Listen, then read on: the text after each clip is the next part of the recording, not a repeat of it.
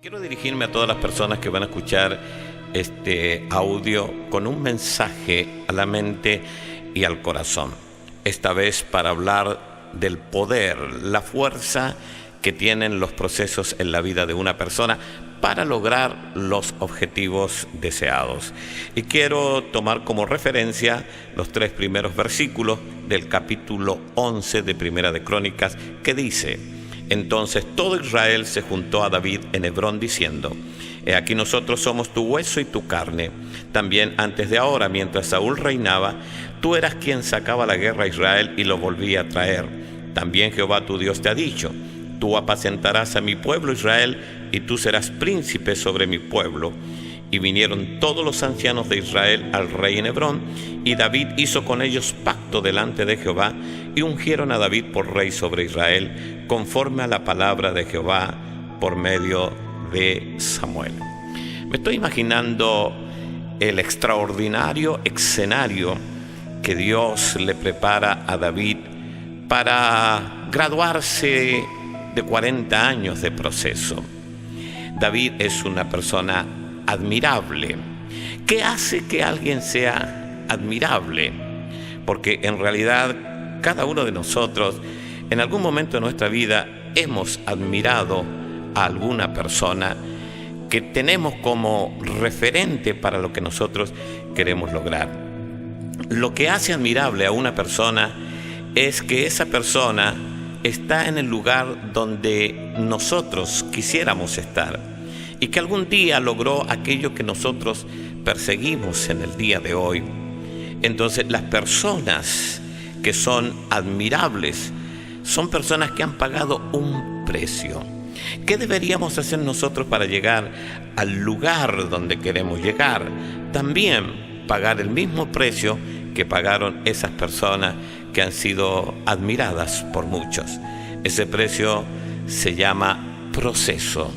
Y eso no lo podemos obviar. El precio de los procesos algún día nos traerá esa gran recompensa de admiración. Esto que hemos leído es el día de la honra, el día de la ponderación de David, es el día de la graduación de 40 años de proceso. Admiro, respeto, valoro y honro a las personas que no abdicaron en los procesos y que llegaron a esos lugares extraordinarios. Quiero decirles que cuando nosotros nos planteamos un proyecto de vida personal, un proyecto de vida familiar, un proyecto de iglesia, cualquiera sea, en algún momento va a haber una crisis. Generalmente a mitad de proyecto se produce una crisis, y a veces esa crisis es profunda. Recuerde usted cuando Nehemías con todos sus colaboradores está levantando el muro en Jerusalén. Cuando ya tenían la mitad del muro levantado, vino la crisis, apareció Sanbalat y Tobías, y cuando aparece la crisis a mitad de proyecto, decimos: la verdad que hemos avanzado bastante, pero todavía nos queda mucho para llegar al lugar donde nosotros queremos llegar. De manera tal que se produce esa crisis interna, pero las personas que pueden haber claudicado, pero no abdicado en el proceso, porque en algún momento todos hemos claudicado, hemos sentido que no podemos continuar, que queda demasiado por hacer, pero no abdicamos, seguimos después de haber claudicado, nos animamos a mantener un ritmo de trabajo, un ritmo del proceso, y logramos finalmente los objetivos. Para entender por qué David está en ese gran escenario, tenemos que retroceder varias páginas en el libro de David, en la historia de David, en la biografía de David, y darnos cuenta que lo de David comienza con pequeñas cosas. Se necesita un pastor que vaya a cuidar unas pocas ovejas al desierto, y el padre de David lo manda a David a hacer esa tarea que parece pequeña, pero David en esa pequeña tarea aprende obediencia, comienza a forjar carácter, se hace fuerte y en esa pequeña tarea él aprende a matar osos y leones. El segundo mandado que vemos en la Biblia del Padre hacia David es llevarle comida a sus hermanos que están en el frente de batalla, allá en el valle de Ela.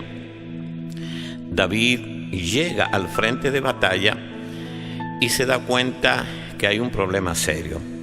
En ese entonces Saúl era el rey de Israel.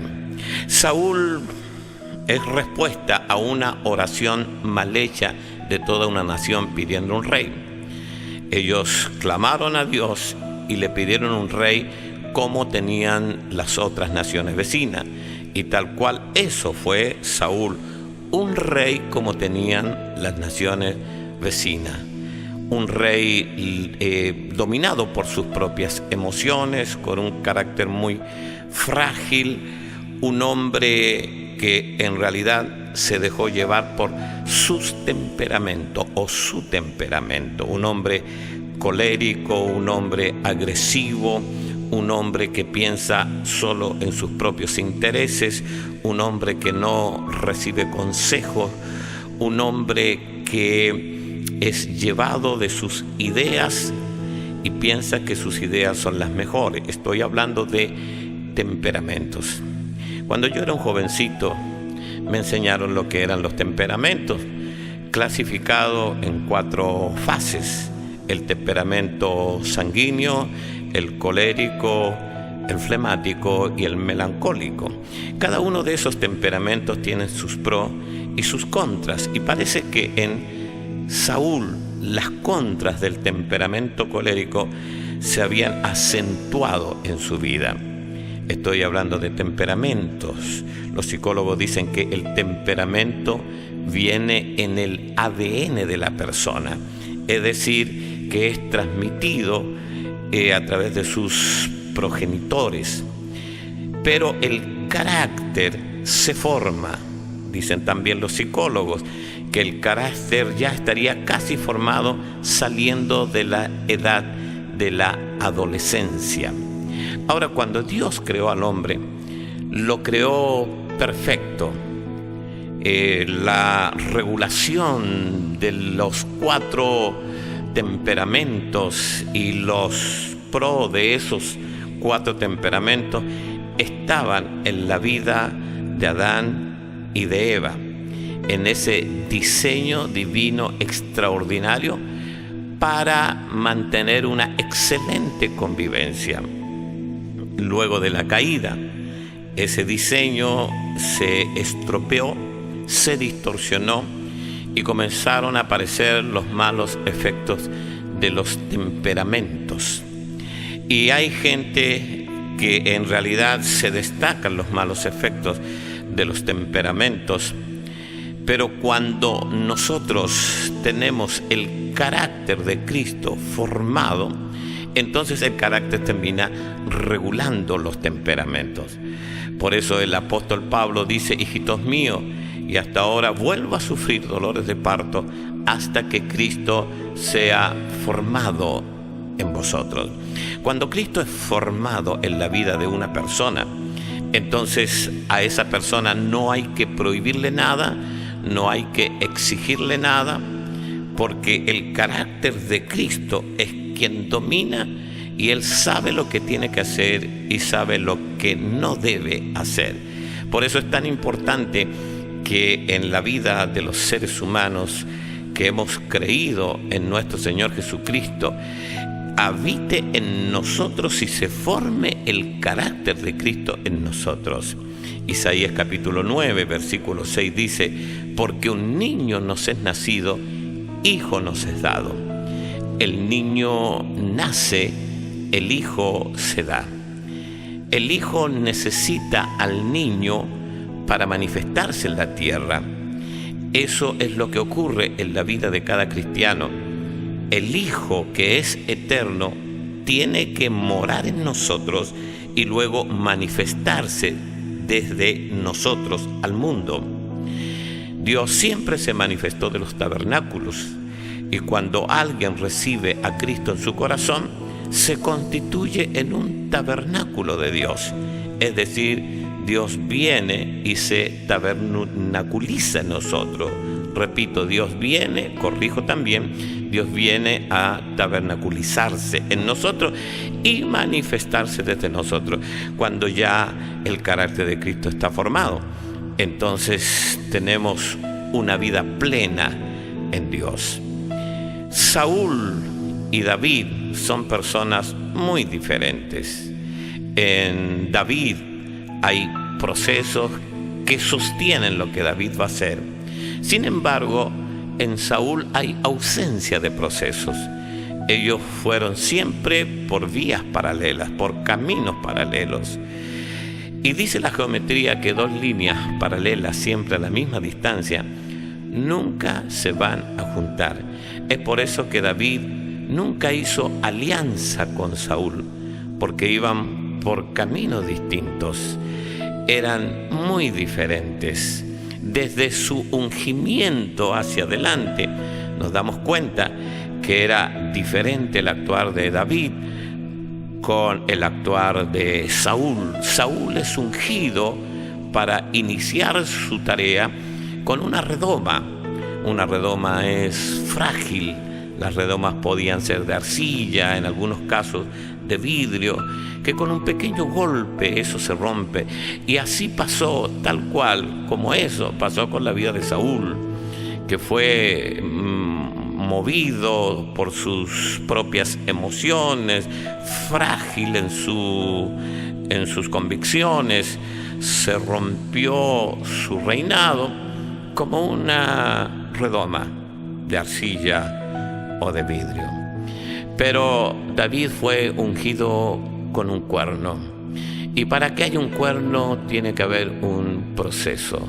Para que exista un cuerno debe existir vida, debe existir un engendramiento, debe existir un nacimiento, un proceso de vida. Pero para que haya un cuerno también debe existir un sacrificio. Para tener un cuerno en la mano es porque hubo un sacrificio, pero luego ese cuerno sigue siendo procesado, porque hay que sacarle la médula que queda dentro del cuerno, luego hay que curarlo, y eso se hacía con sal y con aceite, y luego pasarlo por el fuego para templarlo y darle la forma, el diseño, y recién eso podía servir para ungir. De manera tal que nos damos cuenta que todo es proceso en la vida de David. Y hoy la iglesia necesita apóstoles procesados, profetas procesados, evangelistas procesados, pastores y maestros procesados, líderes en las congregaciones que pasen por los procesos. La gente, un cristiano normal, debería pasar por los procesos y no abdicar de ellos para luego llegar a las cosas grandes que Dios nos quiere llevar. José, por ejemplo, fue un hombre de proceso. ¿Por qué José está manejando tantos recursos y es el segundo a bordo en el imperio más importante de su época? Es porque fue procesado, y los procesos te hacen incorruptible, porque tratan el corazón, tratan las tendencias, tratan los malos hábitos, para que un hombre sea conforme al corazón de Dios. A veces decimos, ¿por qué no nos llegan las grandes cosas a nosotros? ¿Será que todavía hay falta de proceso? Porque si tiene fisuras tu carácter, en algún momento, si hay mucho recurso en tus manos y Dios te lleva a cosas muy importantes, te vas a corromper. Pero si pasas los procesos, no abdicas de ellos y Dios trata tu corazón profundamente, entonces no serás tentado a la corrupción. Un día me dijo, cuando yo iniciaba el ministerio, un viejo amigo de mi padre que había estado por años en el pastorado, me dice: Daniel, entras en el pastorado, pero hay cosas que corrompen el pastorado y te debes cuidar. Número 1, cuídate del sexo opuesto. número 2 de la vanagloria y número 3 de las finanzas. Debes aprender a manejar bien al menos estas cosas que son básicas. Y cuando nosotros miramos el liderazgo de nuestras naciones de Latinoamérica y vemos tanta corrupción, es porque hay ausencia de proceso. Estoy hablando del liderazgo de las naciones, los presidentes de las naciones, los gobernadores de las provincias, los intendentes de las ciudades, etcétera, todos aquellos que están en eminencia y que gobiernan nuestras naciones. Cuando nos damos cuenta los escándalos que existen por causa de la corrupción, estoy hablando yo desde Argentina, y tenemos esa experiencia casi cotidiana, esos escándalos que se publican a través de los medios, las redes sociales, la radio, la televisión. Pero cuando vamos a nuestras internas, también vemos escándalos en los ministros, en los líderes de las iglesias. Entonces deberíamos nosotros todos los días orar como oraba David y decir: Señor, escudriña mi corazón, ve si hay en mí camino de perversidad. Deberíamos volvernos a los sistemas de santificación, a la oración, al ayuno, a la búsqueda, y decir como David: Señor, aquí estoy, chequea mi corazón, ponme en la balanza, adviérteme de cosas que tal vez ni siquiera yo me he dado cuenta, pero quiero participar de tu obra limpio de corazón, limpio de manos, y servirte a ti como tú quieres que yo te sirva. Es como decir: Señor, échale sal al cuerno aunque duela, porque tal vez eso se necesita, limpieza. Estamos viendo casi con frecuencia cómo caen grandes líderes que en un momento sirvieron al Señor con un corazón íntegro, pero se descuidaron de hacer esta oración. David en el Salmo 51 dice: ten piedad de mí, oh Dios, conforme a tus misericordias, conforme a la multitud de tus piedades. Borra mis rebeliones, lávame más y más de mi maldad y límpiame de mi pecado. Eso es lo que está diciendo David. A Dios mi corazón está abierto, no puedo ocultarte nada. Qué importante es que diariamente nosotros podamos tener este acercamiento a Dios con esa actitud, porque de otra forma vamos a corromper lo que hacemos, y cuando nosotros no tenemos la aprobación y hay corrupción en nosotros, estamos afectando un plan global de Dios aquí en la tierra, porque no olvidemos que aunque cada uno de nosotros tiene un proyecto divino, eso suma a un plan global de lo que Dios está edificando en este planeta. Es importante entonces entender por qué David está allí en ese gran escenario. Yo caigo en la cuenta que David está en ese gran escenario a causa de los procesos. David permanentemente estuvo revisando su corazón. Y a ese punto es que te quiero llevar, a que veas que en tu corazón pueden haber camino de perversidad. Nosotros los seres humanos somos muy rápidos para juzgar los errores públicos, pero no atender a nuestras cosas secretas que no están bien delante de Dios. Llevar el pecado al nivel de abominación, como llega el pecado delante de Dios. Abominar el pecado, tenerle repulsión, asco a la vida pecaminosa. Y cuando uno le tiene asco al pecado, entonces se va a cuidar, porque el asco es una emoción violenta, pero preventiva, nos previene de cosas que nos hacen daño. David está ahí a causa de haber procesado su vida y su corazón permanentemente con Dios y no haber abdicado. Cuando David llega al lugar de la confrontación, cuando llega al campo de batalla y se da cuenta lo que está ocurriendo y que hay un rey que por 40 días ha estado con un grave problema y no ha podido solucionarlo, y ve que el gigante ha hecho encoger los hombros desde el rey para abajo a todos y nadie se atreve. David no le tuvo miedo al gigante. Cuando vinieron a decirle a Saúl que había una persona que no le tenía miedo a ese gran gigante, un hombre de 2,97 metros, casi 3 metros de altura, armado hasta los dientes. Cuando le dijeron a Saúl que había alguien que no le tenía miedo, entonces él pidió que esa persona fuera a su presencia. Cuando llega David, Saúl lo ve y casi que lo menosprecia, porque es un muchachito tal vez de 15, 16, 17 años.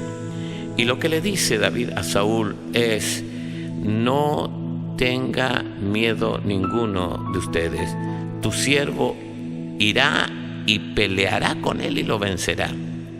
Cuando lo mira, Saúl le dice: está bien, él es un hombre de guerra desde su mocedad y tú eres un muchacho, casi con desprecio. Lo que le está diciendo es: me gusta tu pasión, tu adrenalina de joven, tu impulso de joven, pero no podrás vencer a un gigante, porque él desde su mocedad, desde su juventud, está aliado con las armas y con la guerra y sabe cómo hacerlo.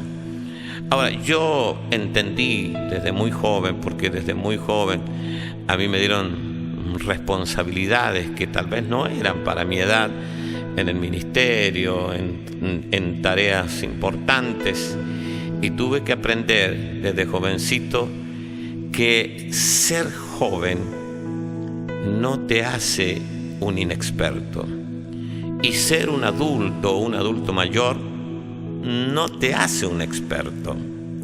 Quiero decir que la experiencia, ser experto, lo producen los procesos, y la persona que ha sido procesada y no ha abdicado de los procesos es la persona que está preparada para matar al gigante y tener un día de graduación excelente.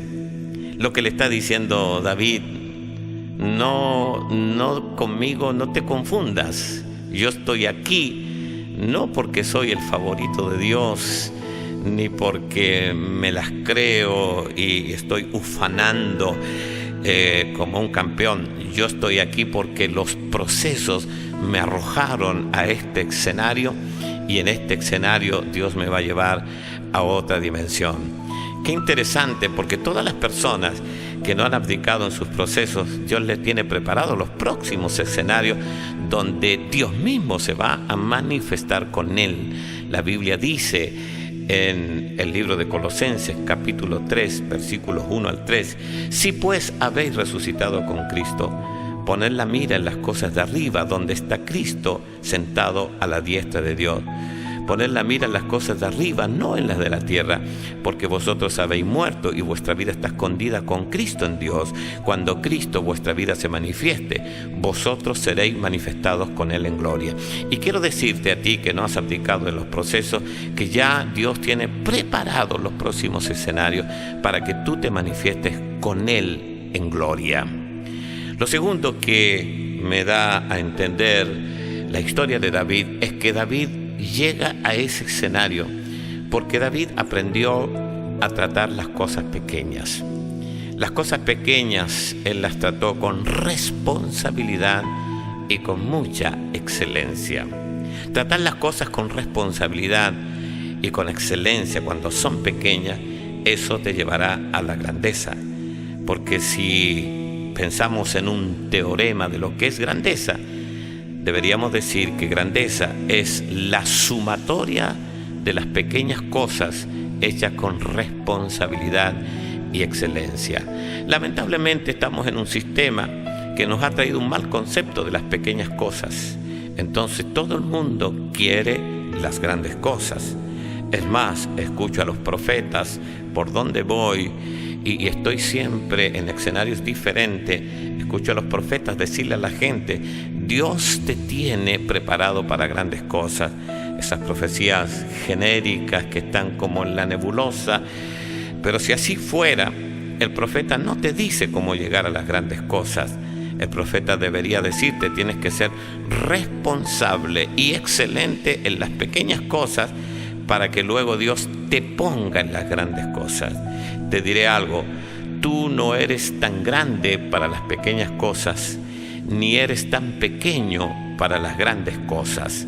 Si tratas las cosas pequeñas con responsabilidad y excelencia, sí podrás estar en las grandes cosas. Te diré algo: los procesos de Dios, la evaluación de Dios siempre es en escala, de lo pequeño a lo grande. La Biblia dice: en lo poco fuiste fiel, en lo mucho te pondré.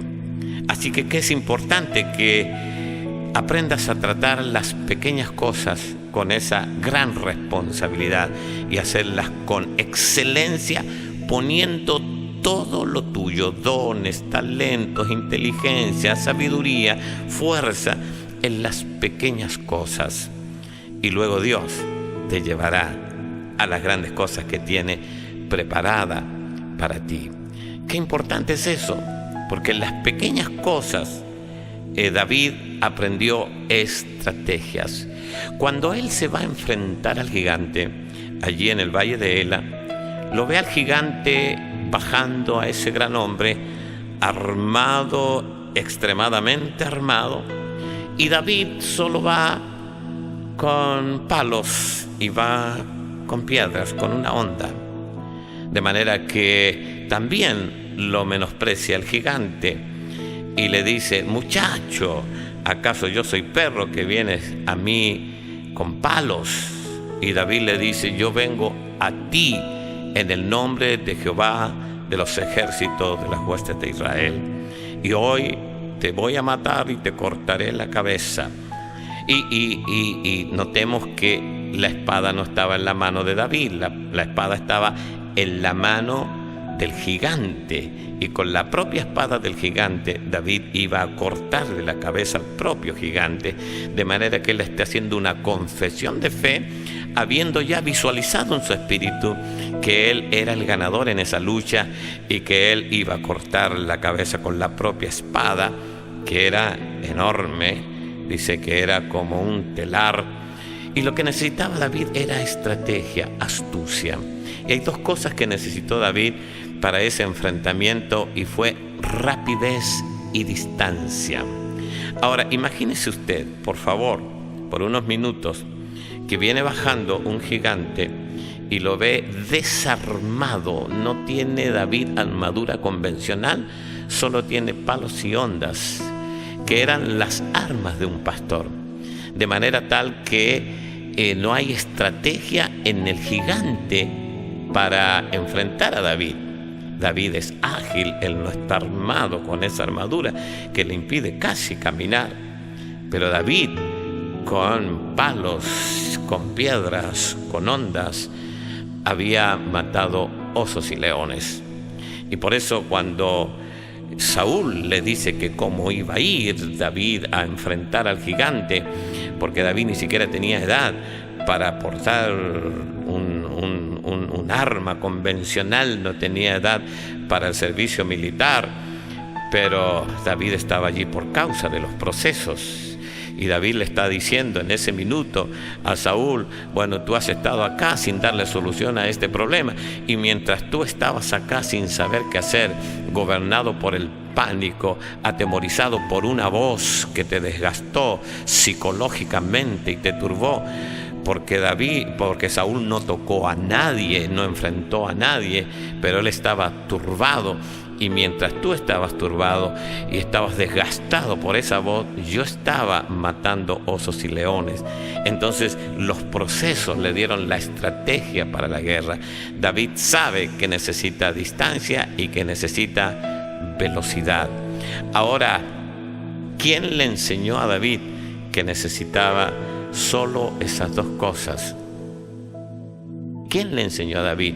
Los procesos. Porque hoy tú sabes cosas que no sabías hace 20 años atrás.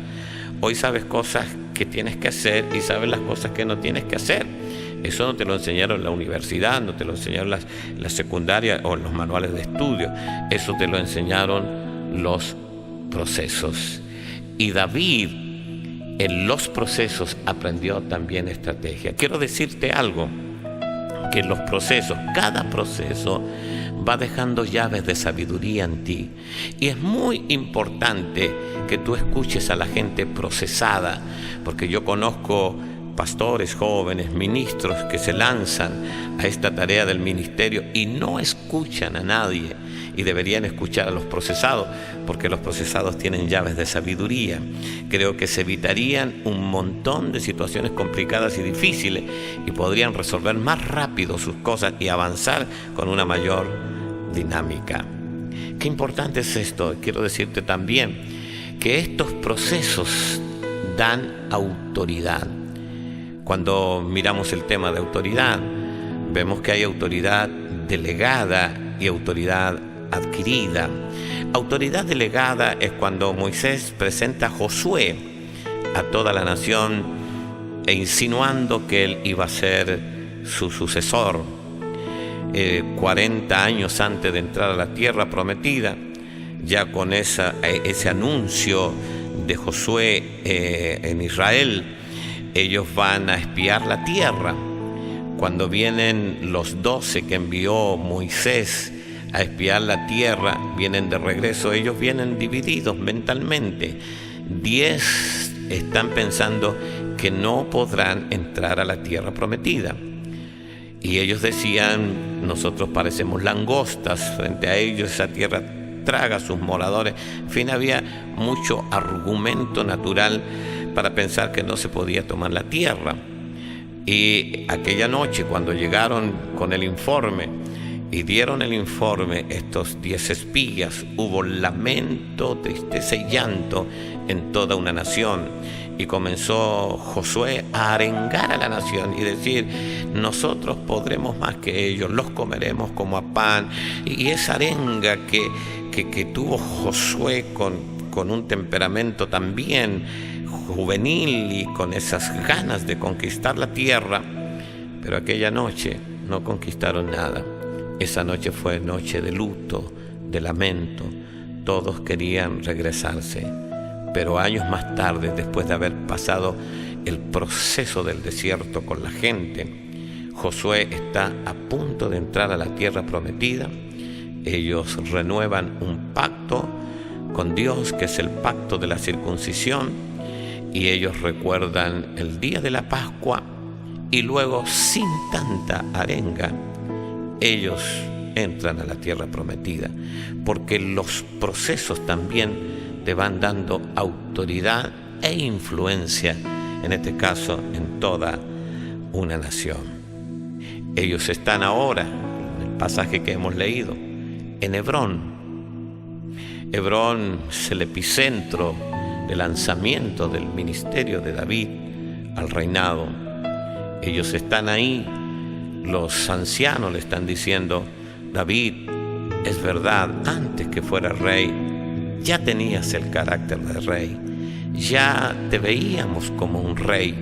Tú sacabas a Israel a la guerra y los volvías a traer en victoria.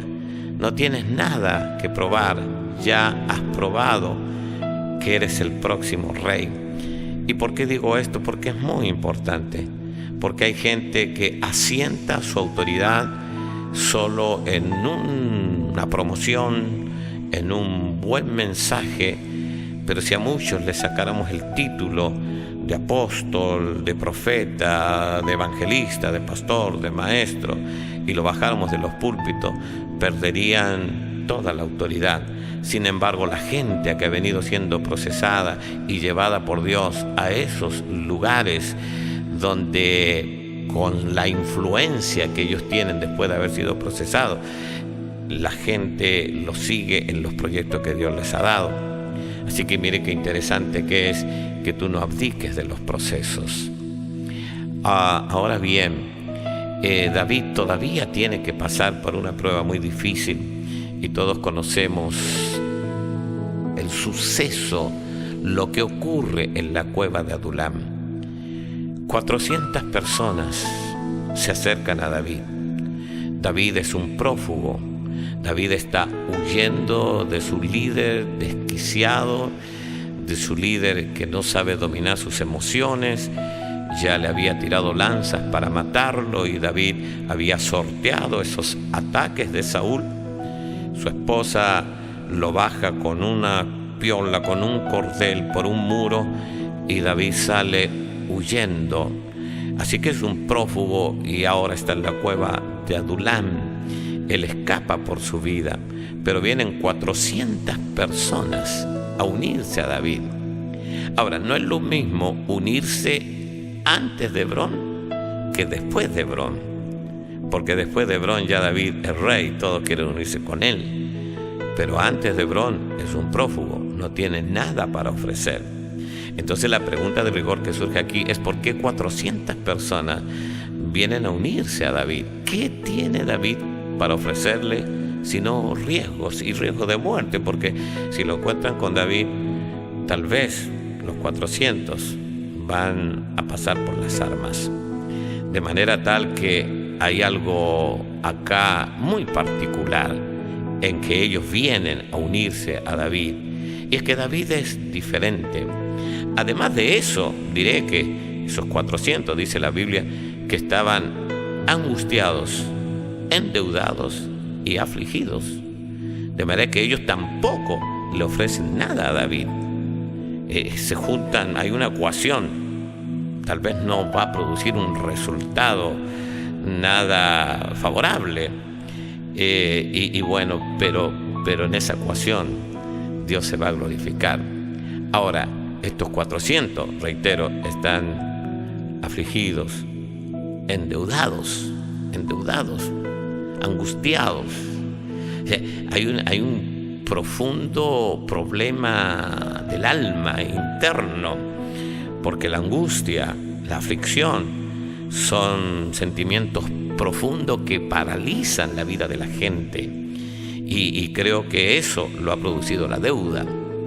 Ahora, ellos ven a David diferente. David no está angustiado, no está endeudado, tampoco está afligido, está huyendo, nada más que eso, está huyendo, para que no lo maten, pero es diferente a los demás.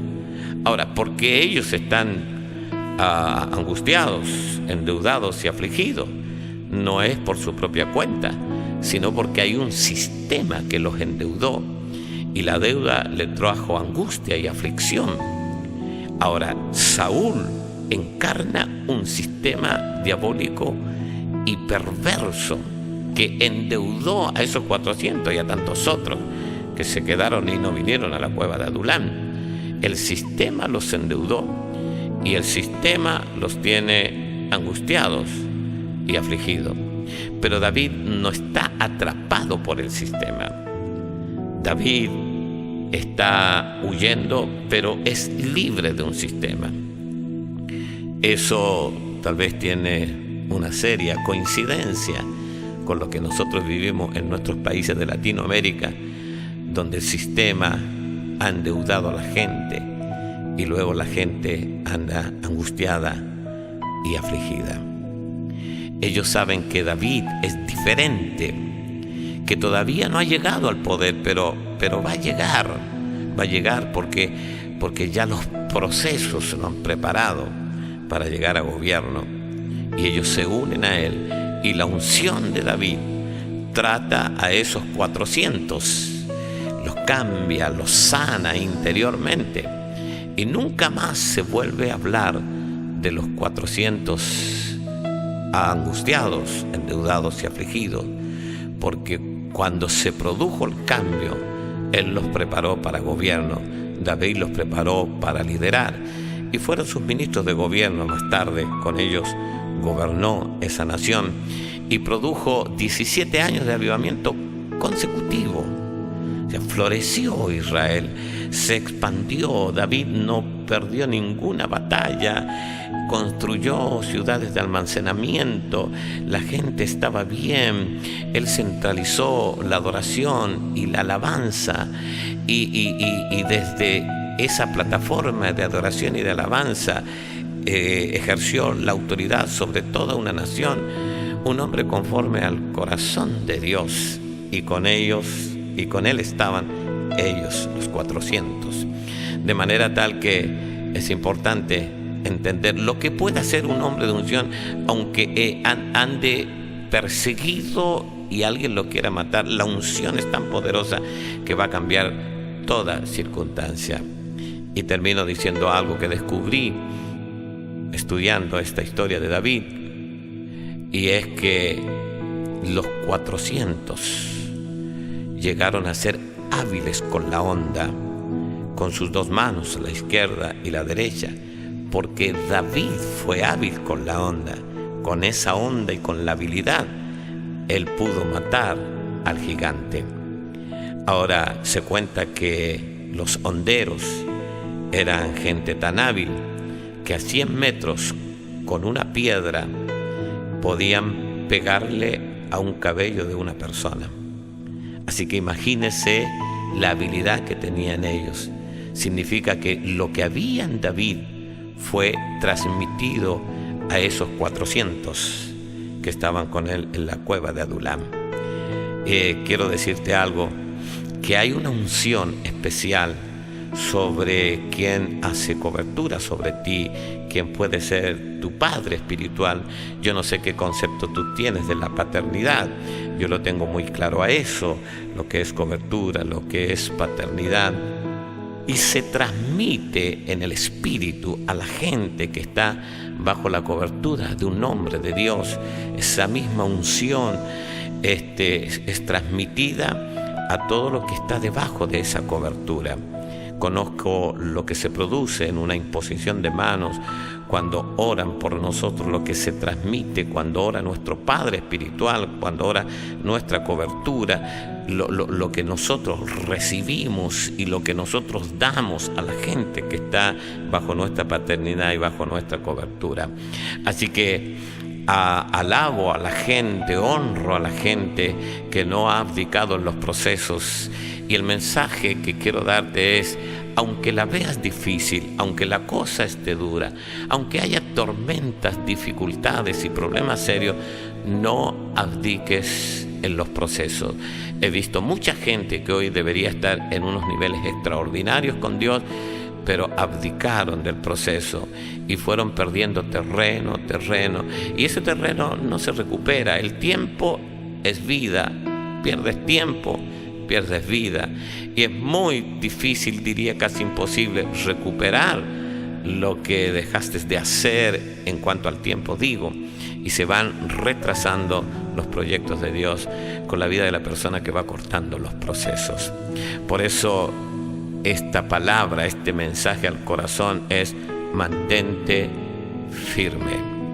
Estad firme es uno de los mensajes del nuevo pacto muy fuerte. Estad firmes en medio de las luchas, las dificultades, las tribulaciones, que son parte del proceso y van dejando llaves de sabiduría en tu persona.